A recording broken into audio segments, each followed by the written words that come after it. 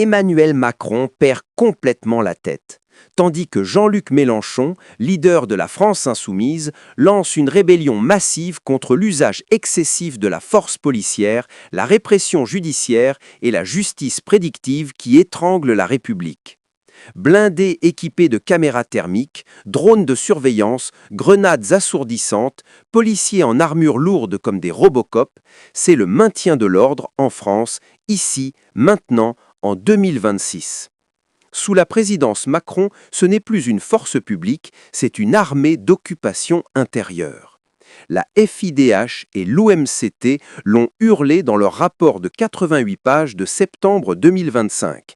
France, démocratie en décrochage. Répression systématique de la société civile, judiciarisation à outrance, dissolutions arbitraires. Un dossier accablant. Paul Rocher, dans ses travaux implacables, l'a déjà chiffré. Depuis les manifs retraites de 2023, les interpellations sont plus violentes, les LBD et les grenades plus fréquents, le nombre de mutilés explose. Aucune autre démocratie ne compte autant d'éborgnés, de mains arrachées, après une opération de gestion de foule. L'exception française, une honte.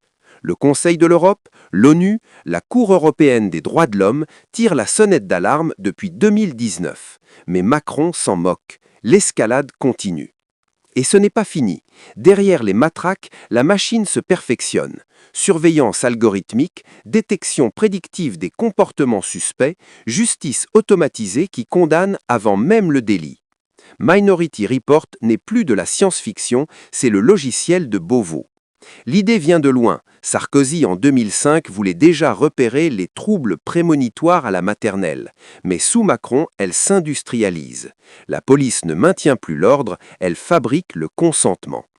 Face à cette dérive orwellienne, Jean-Luc Mélenchon explose. Il ne demande plus, il ordonne. Mobilisation générale, blocage, désobéissance civile, front populaire contre la police politique. Des milliers de militants, d'écologistes, de syndicalistes répondent à l'appel. La rébellion gonfle, elle déferle dans les rues, dans les facs, sur les ronds-points. Mélenchon la porte comme un étendard. Assez de cette république blindée qui mutile son peuple pour protéger les puissants. Et Macron perd les pédales. Il hurle à la sédition, il envoie plus de blindés, il durcit encore les lois, il accuse, il divise, il tremble. Parce qu'il sait, si le peuple se réveille vraiment, son château de cartes sécuritaire s'effondre. Cette France-là, celle des drones au-dessus des manifs et des algorithmes qui jugent à notre place, ce n'est plus la République, c'est une dystopie en marche.